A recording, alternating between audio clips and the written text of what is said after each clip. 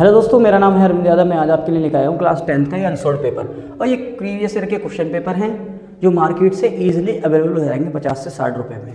दोस्तों हम करा रहे थे क्वेश्चन नंबर, जो सेट नंबर था सन 2025 का सेट नंबर फर्स्ट करा रहे थे।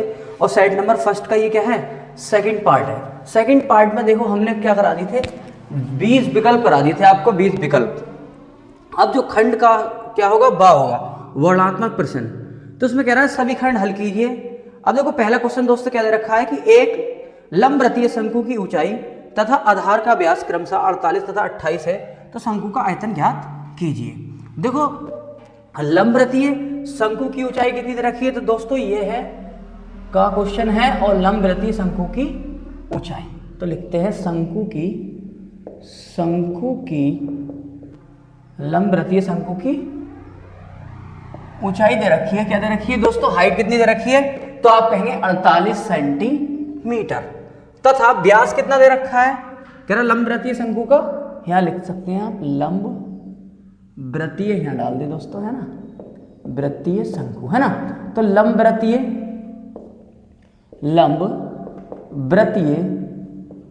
शंकु का व्यास कितना दे रखा है दोस्तों, तो आप कहेंगे व्यास कितना होता है, डी होता है। और व्यास कितना दे रखा है, 28 सेंटीमीटर। तो दोस्तों त्रिज्या क्या होती है, व्यास की क्या होती है, आधी होती है। तो आधी कितनी हो जाएगी, ये आ जाएगा दोस्तों 28 का आधा कितना हो जाएगा, तो आप कहेंगे 28 का आधा हो जाएगा ये 14 सेंटीमीटर।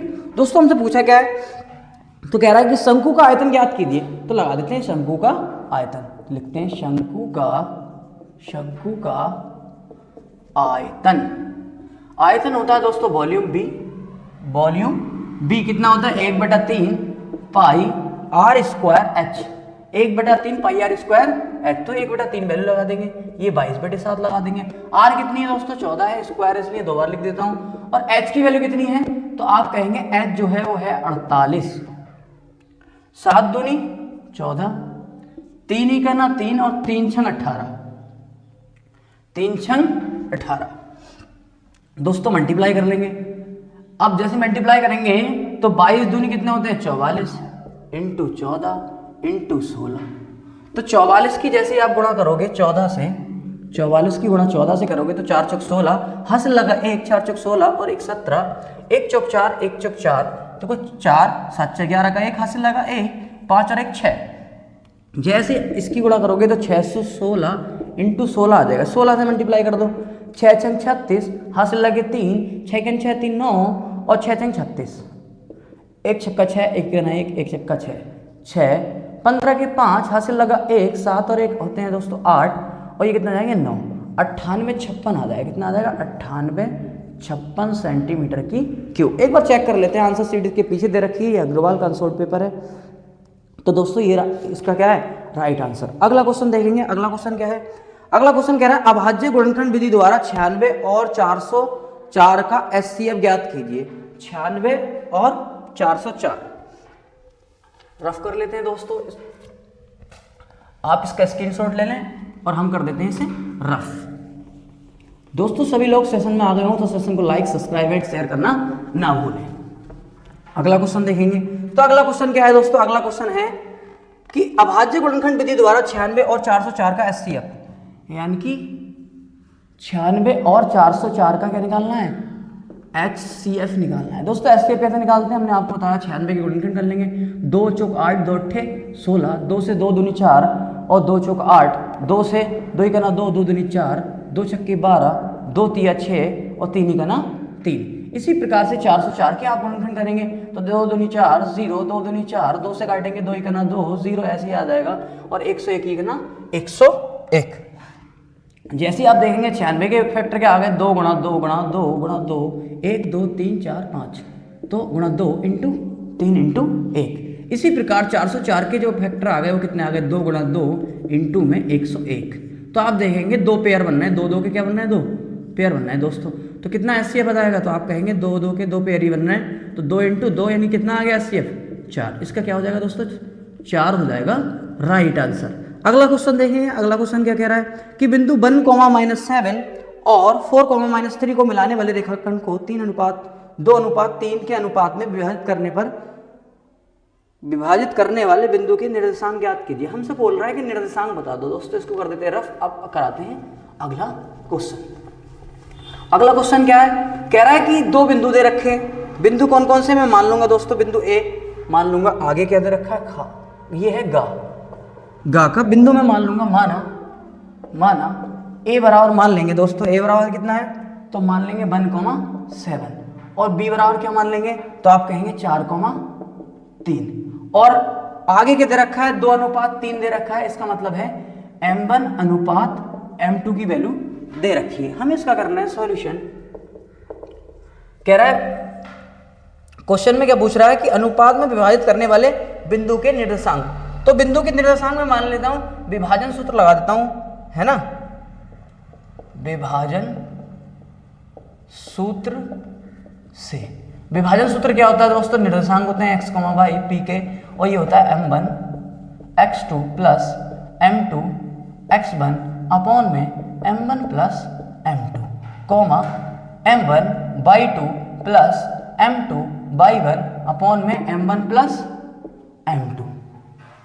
m1 m2 की वैल्यू याद है हमें, x1 y1 इसे मान लेंगे, x2 y2 की वैल्यू मान लेंगे। तो देखो p x, y m1 की वैल्यू कितनी है तो आप कहेंगे 2, x2 की वैल्यू कितनी है तो 4, प्लस m2 की वैल्यू कितनी है तो आप कहेंगे 3, और x1 की वैल्यू कितनी है तो आप कहेंगे -1, और आ जाएगा ये 2 + 3, कोमा m1 की वैल्यू कितनी है तो आप कहेंगे 2, और y2 की वैल्यू कहेंगे तो आप कहेंगे -3, और प्लस m2 की वैल्यू कितनी है तो 3, और y1 की वैल्यू कितनी है तो आप कहेंगे 7, और बटे में आ जाएगा 2 + 3।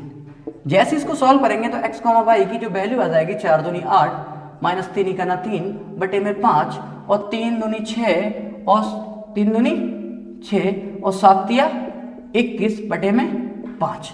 तो देखो p x, y के निर्देशांक क्या आ जाएंगे तो आप कहेंगे, इसके निर्देशांक क्या आ जाएंगे दोस्तों, ये बचेगा 5 बटे में 1, 5 बटे में 5, और ये कितना आ जाएगा तो आप कहेंगे 21 में से 6 माइनस कर लेंगे तो 11 में से 6 गए, 5 6 होते हैं 11, तो कितने बचे दोस्तों 15 बटे में 5। जैसे आप इसे काटोगे तो x, y के निर्देशांक क्या आ जाएंगे दोस्तों, 5 ही करना 5 और 5 तिया 15, तो 1,3 क्या आ जाएंगे इसके निर्देशांक। एक बार आंसर चेक कर लेते हैं, 1,3 आ रहा है राइट आंसर।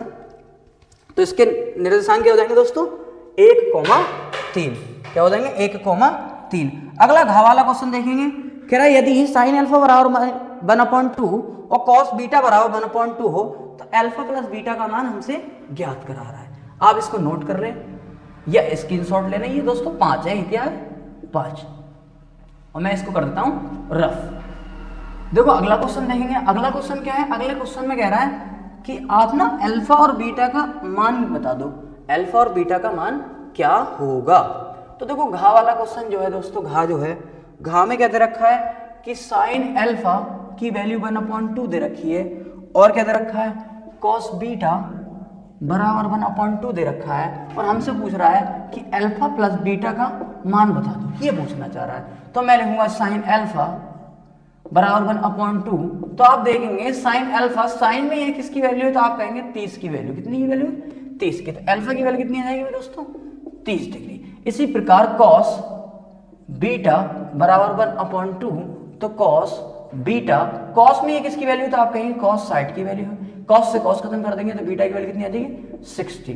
तो हमसे ज्ञात करा रहा है मान अल्फा प्लस बीटा, जैसे ही अल्फा का मान रखेंगे 30 और ये हो जाएगा 60, तो कितना आ जाएगा दोस्तों 90 डिग्री। आंसर क्या हो जाएगा दोस्तों, इसका हो जाएगा 90 डिग्री। अगला देखेंगे, अगला क्या कह रहा है कि बिंदु P माइनस के 6,8 की मूल बिंदु से दूरी ज्ञात कीजिए। क्या ज्ञात करा रहा है हमसे, मूल बिंदु से दूरी ज्ञात करा रहा है। आप इसको नोट कर लें या स्क्रीनशॉट ले लें, मैं इसको कर देता हूं रफ। अगला क्वेश्चन देखेंगे, हमसे कह रहा है कि एक बिंदु दे रखा है, वो बिंदु में क्या कह रहा है कि मूल बिंदु से दूरी क्या होगी। जब भी मूल बिंदु की बात करेगा, जैसे ये बिंदु दे रखा है, एक पॉइंट दे रखा है बिंदु P दे रखा है, घास से अड़ा वाला बिंदु P दे रखा है दोस्तों, बिंदु P की वैल्यू क्या दे रखी है तो आप कहेंगे बिंदु P की वैल्यू है 6,8। और जब भी मूल बिंदु की बात करेगा, मूल बिंदु की बात करेगा क्वेश्चन, तो आप मान लेंगे क्यों अपनी तरफ से मान लेंगे 0,0, क्योंकि मूल बिंदु, मूल का मतलब जहां से शुरू हुई है वैल्यू, एक तरह से ओरिजिन, उसका ओरिजिन पॉइंट क्या होगा, तो ओरिजिन पॉइंट तो जीरो ही होगा ना, यहाँ से स्टार्ट शुरू में तो जीरो ही होती है, तो मूल बिंदु का मतलब 0,0 आप मान लेंगे। और हमसे क्या कह रहा है, मूल बिंदु से दूरी ज्ञात कीजिए, तो दूरी ज्ञात करनी है दोस्तों हम मान लेंगे x1 y1 x2 y2। तो लिख लेंगे कि PQ के बीच की दूरी, तो PQ के बीच की दूरी क्या होगी, तो आप कहेंगे PQ के बीच की दूरी होगी x2 माइनस x1 का whole square plus y2 minus y1 का होल स्क्वायर। तो डिस्टेंस कितनी आ जाएगी, तो आप कहेंगे x2 की वैल्यू कितनी है 0, देखो 0, x2 की और x1 कितनी है, तो प्लस माइनस माइनस क्या हो जाएगी प्लस स्क्वायर, प्लस y2 की वैल्यू कितनी है 0 माइनस 8 का होल स्क्वायर। तो डिस्टेंस कितनी आ जाएगी 6 6 36 8 8 64, तो दोस्तों कितनी आ जाएगी, ये पूरी आ जाएगी 100। तो डिस्टेंस कितनी हो गई 10 मात्रक, क्या आ जाएगी 10 मात्रक। एक बार चेक कर लेते हैं आंसर शीट में इसके, 10 मात्रक ही है, हाँ जी 10 मात्रक है। अगला क्वेश्चन देखेंगे दोस्तों, अगला क्वेश्चन क्या आ रहा है, हमसे सिद्ध करा रहा है, और ये है त्रिकोणमिति का क्वेश्चन है। कह रहा सिद्ध कीजिए कॉट ए माइनस का कॉस ए अपॉन में कॉट ए प्लस का कॉस ए इक्वल टू लाना है कोसेक ए माइनस 1 और कोसेक ए प्लस 1। तो इसके तरीके दो हैं दोस्तों, हमने आपको ऑफलाइन क्लास में बता रखा था, दो तरीके कैसे हैं कि LHS से RHS ले आओ, या फिर LHS से RHS प्रूफ कर दो, या RHS से LHS आप प्रूफ कर सकते हैं। तो ये सही है, ऐसे भी हो सकता है। तो हम LHS से RHS करके दिखाएंगे, दोनों तरीके बताऊंगा मैं। इसको कर देता हूँ रफ, इसको कर देते हैं रफ। अब अगला क्वेश्चन कराते हैं। देखो अगला क्वेश्चन है क्या, अगला क्वेश्चन हमसे कहता है, अगला क्वेश्चन है दोस्तों कि सिद्ध कीजिए, सिद्ध करना है, क्या सिद्ध करना है कि cot A minus cos A बटे में cot A plus cos A equal to cosec A plus cosec A minus 1 upon cosec A plus 1। हमें क्या करना है, इसको प्रूव करना है। सॉल्यूशन लिखेंगे, LHS लेंगे लेफ्ट हैंड साइड, तो cot A minus cos A बटे में कॉट ए प्लस कॉस ए, भाई LHS का मतलब है लेफ्ट हैंड साइड, कोई ये ना समझ ले लंबे हाथ से, तो भाई लंबे हाथ से नहीं होगा, इसका मतलब है कि लेफ्ट हैंड साइड है ना। तो जैसे ही तोड़ लेंगे, हमने आपको बताया था जब त्रिकोणमिति पढ़ाई थी कि कॉट ए का कुछ तोड़ेंगे तो क्या तोड़ेंगे, कॉस ए अपॉन में sign A, cos A upon में साइन ए। तो दोस्तों तोड़ लो कॉट ए को, तो कॉट ए को जैसे तोड़ेंगे तो कॉस ए अपॉन में साइन ए और माइनस का कॉस ए, और जिसके बटे में कुछ नहीं उसके बटे में 1 ले लेंगे। इसी प्रकार से कॉट ए को तोड़ेंगे, तो देखो कॉट कॉस ए अपॉन में साइन ए और प्लस का कॉस ए, जिसके बटे में 1। तो देखो एलसीएम ले लें, साइन ए मैंने अगर एलसीएम ले लिया तो साइन ए से साइन ए में भाग दूंगा, कितनी बार जाएगा, एक बार, तो 1 गुणा ऊपर वाली संख्या यानी कि कॉस ए। तो देखो क्या आ जाएगा, कॉस ए का ना कॉस ए माइनस 1 से करूंगा कॉस बार जाएगा, 1 से करूंगा साइन बार जाएगा, तो क्या आ जाएगा ये साइन ए इंटू में cos A, sign A into में कॉस ए। अब ऐसे ही अपॉन में करेंगे तो साइन ए क्या आ जाएगा दोस्तों, एलसीएम आ जाएगा।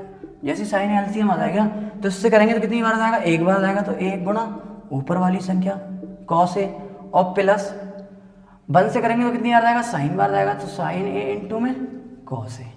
साइन से साइन खत्म, जब साइन से साइन खत्म हो जाएगा दोस्तों हमारे पास कंडीशन क्या बचेगी, तो आप कहेंगे कंडीशन जो बचेगी हमारे पास, इसको कर देते हैं रफ। कंडीशन क्या बचेगी, तो कंडीशन आ जाएगी कि कॉस ए माइनस का साइन ए इंटू में कॉस ए और cos A plus sign A into में कॉस ए, ये कंडीशन आ जाएगी। ये वैल्यू प्रूव नहीं हुई है ना, तो ये वैल्यू प्रूव करने के लिए क्या करेंगे हम दोस्तों, तो आप क्या करें, हमें क्या लाना है, 1 लाना है। हमें क्या लाना है दोस्तों, 1। तो आप क्या करें, sign A into cos A से अंश बाहर में क्या कर दें, भाग कर दें। Sign A into cos A से अंश बाहर में भाग करने पर, अंश बाहर में भाग करने पर,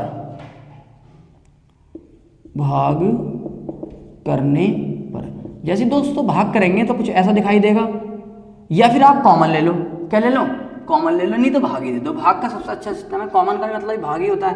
तो देखो मैं कॉस ए है और माइनस का साइन ए इंटू में क्या है कॉस ए, अंश में मैंने भाग दे दी किससे?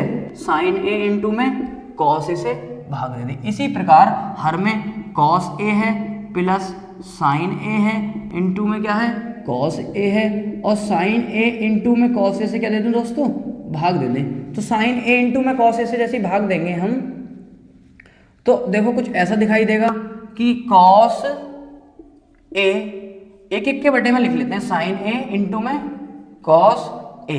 इसी प्रकार साइन ए ये लिख लिया, अलग अलग बटे में लिख सकते हैं, तो आप कहेंगे बिल्कुल जी साइन ए इंटू में कॉस ए। इसी प्रकार से आप नीचे करेंगे, नीचे जैसे करेंगे तो कॉस ए बटे में साइन ए इंटू में कॉस ए और plus sign A into cos A और बटे में साइन ए इंटू में कॉस ए। इससे ये कैंसिल हो जाएगा, इससे ये कैंसिल हो जाएगा, कॉस से कॉस कैंसिल हो जाएगा, कॉस से कॉस कैंसिल हो जाएगा।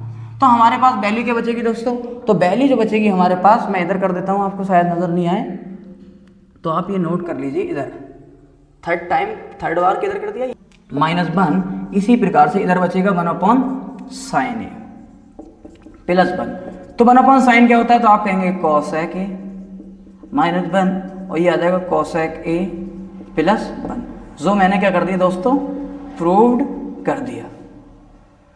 इसको आप नोट कर लेंगे या स्क्रीनशॉट ले लें, या एक दूसरा तरीका बताते हैं इसका, दूसरा सेकंड तरीका। तो एक तो तरीका है ये, इस तरीके से आप सॉल्व कर सकते हैं। दूसरा तरीका क्या है? दूसरा मेथड बताता हूँ, आप आरएचएस से एलएचएस को भी प्रूव कर सकते हैं। मैं इसको करता हूँ रफ, आप कर लें क्या स्क्रीनशॉट ले लें। अगला क्वेश्चन क्या है? तो दोस्तों अगला क्वेश्चन देखेंगे तो अगला क्वेश्चन क्या है हमारे पास? कह रहा किन्हीं 5 खंडों को हल कीजिए। किन्हीं 5 खंडों को क्या करना है? सॉल्व करना है। और हमें क्या दे रखा है? किसी एपी का 17वां पद उसके 10वें पद से 7 अधिक है, तो उसका सर्वांतर ज्ञात कीजिए। तो एक एपी दे रखी है समांतर श्रेणी, जिसका 10वां पद क्या दे रखा है? ये दूसरा है दोस्तों, क्या है?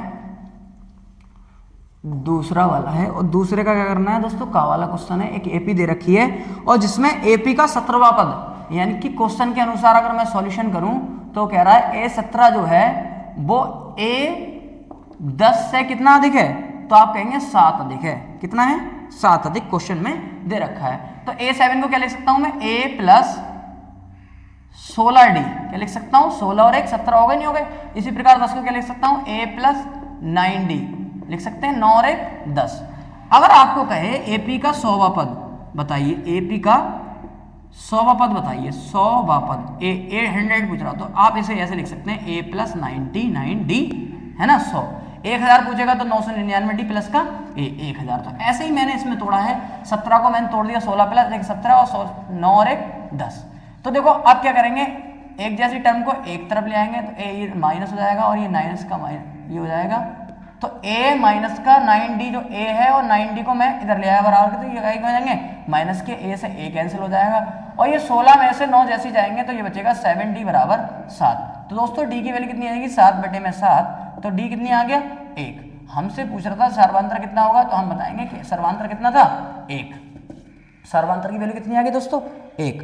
अगला क्वेश्चन देखें। अगला क्वेश्चन क्या था कि समीकरण रूट में 2x² माइनस का 7x रूट में 2x² प्लस का 7x प्लस 5√2 के मूल ज्ञात कीजिए। मैं इसको कर देता हूँ रफ, आप कर लें नोट।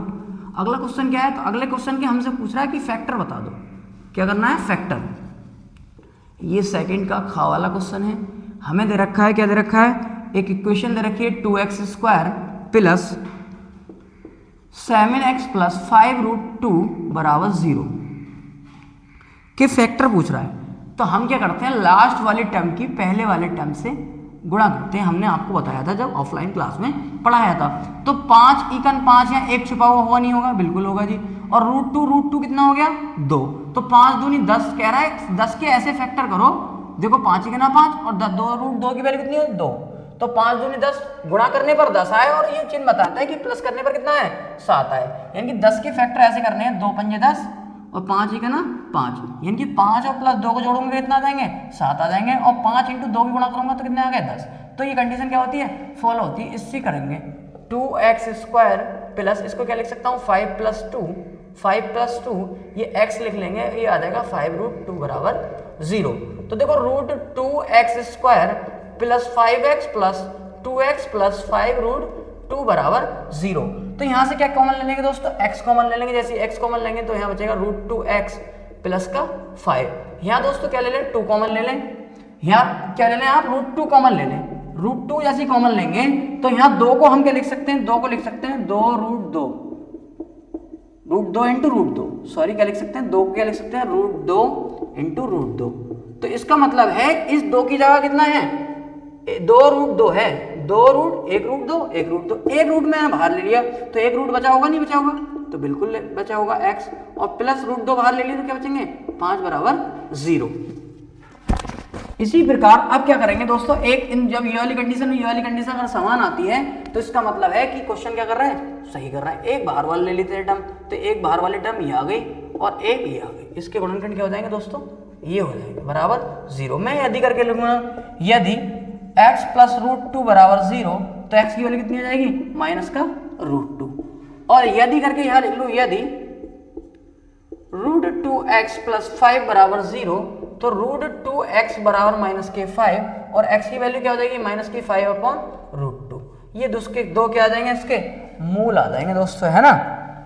अगला देखिए, अगला क्वेश्चन क्या कहता है। अगला क्वेश्चन है कि एक त्रिभुज ABCD की भुजा BC पर D बिंदु इस प्रकार है कि त्रिभुज ADC और BAC सिद्ध कीजिए तो CA का स्क्वायर होगा इक्वल CB × CD के इक्वल होगा।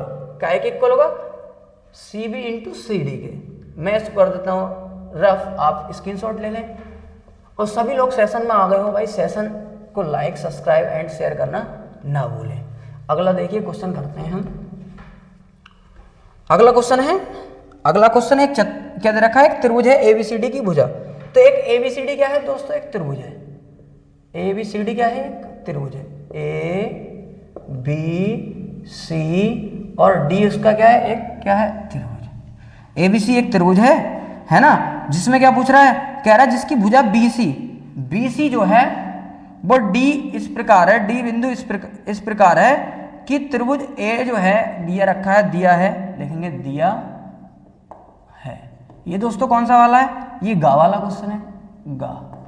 तो दिया क्या दे रखा है कि ADC जो है इक्वल है किसके, BAC के, ये दे रखा है। और हमें सिद्ध क्या करना है, सिद्ध करना है, क्या सिद्ध करना है दोस्तों, उसके CA का स्क्वायर जो होगा वो CB × CD के क्या है, इक्वल है। क्या है, इक्वल है। ये सिद्ध करके दिखाना है। तो आप क्या करेंगे, आप इसमें देखेंगे कि दो त्रिभुज बन रहे हैं, कौन से, तो त्रिभुज आप देखेंगे ABC बनना है, एक तो ABC बनना है और एक क्या बनना है दोस्तों, DAC। एक त्रिभुज कौन सा बनना है, ABC, और एक बनना है ADC। दोनों क्या हो जाएंगे, इसमें आप कंपैरिजन करेंगे, है ना। जैसे कंपैरिजन करेंगे तो लिखेंगे त्रिभुज ABC तथा ABC तथा DAC में तो आप कहेंगे DAC में क्या हो जाएगा कि BAC जो इक्वल होगा वो किसके इक्वल होगा, तो आप कहेंगे ADC के इक्वल होगा, ADC के इक्वल होगा, ये इसके इक्वल हो जाएगा। और ये इक्वल हो जाएगा दोस्तों, तो ये हम ऐसे लिख सकते हैं कि त्रिभुज ACB जो है, ACB जो है वो किसके इक्वल होगा, तो आप कहेंगे DCA के। ये देखो C और C क्या है, कॉमन, तो यहाँ लिख सकते हैं आप उभयनिष्ठ। ये क्या है, एक दूसरे के क्या हैं, उभयनिष्ठ हैं। क्या है दोस्तों, उभयनिष्ठ। जैसे ही उभयनिष्ठ होंगे तो मैं लिख सकता हूँ त्रिभुज ABC समरूप है DCA के। समरूप की डेफिनेशन हमने बताई थी जब आपको ऑफलाइन क्लासेस में पढ़ाया था, तो मैंने आपको बताया था कि समरूप की डेफिनेशन क्या होती है कि जब दो समरूप त्रिभुज कैसे होंगे, एक जैसे दिखाई देंगे, देंगे। कैसे दिखाई देंगे? एक जैसे। आकार उनका क्या हो सकता है? डिफरेंट हो सकता है, एक छोटा भी हो सकता है, एक बड़ा भी हो सकता है। दो कंपैरिजन करते हैं दो त्रिभुजों में, वो जो एक जैसे दिखाई देते हैं तो एक दूसरे क्या कहलाते हैं? समरूप। तो समरूप हो जाएंगे, एक दूसरे क्या हो जाएंगे दोस्तों? समरूप। तब मैं लिख सकता हूं, ये आ जाएगा DC। तो AC अपॉन में देखो, AC अपॉन में CD, AC अपॉन में CD बराबर होगा BC अपॉन में CA के। एक छोटे वाले त्रिभुज और बड़े त्रिभुज को कंपैरिजन कर रहे हैं। जैसे ही कंपैरिजन करेंगे तो AC देखो, AC बटे में मैं क्या ले आऊं? BC ले आऊं, और ये DC किधर पहुंचा दूं? इधर पहुंचा दूं, और बटे में क्या ले आऊं? C ले आऊं। जैसे क्रॉस मल्टीप्लाई करेंगे तो आप कहेंगे ये आ जाएगा CA का स्क्वायर बराबर BC प्लस DC। ये आपको क्या करना था? प्रूव्ड करना था। BC प्लस का DC, BC हाँ, और CD कर लो या DC कर लो, देखो क्रम से लिख लेंगे तो CA बराबर क्या आ जाएगा? तो आप क्रम से लिख लेंगे तो क्या लिखेंगे? ऐसे CB प्लस का CD। तो क्या हो गया ये दोस्तों? क्या हो गया? प्रूव्ड। यही हमें प्रूव करके लाना था। दोस्तों वीडियो अच्छी लगी हो तो वीडियो को लाइक, सब्सक्राइब एंड शेयर करना ना भूलें। थैंक यू दोस्तों।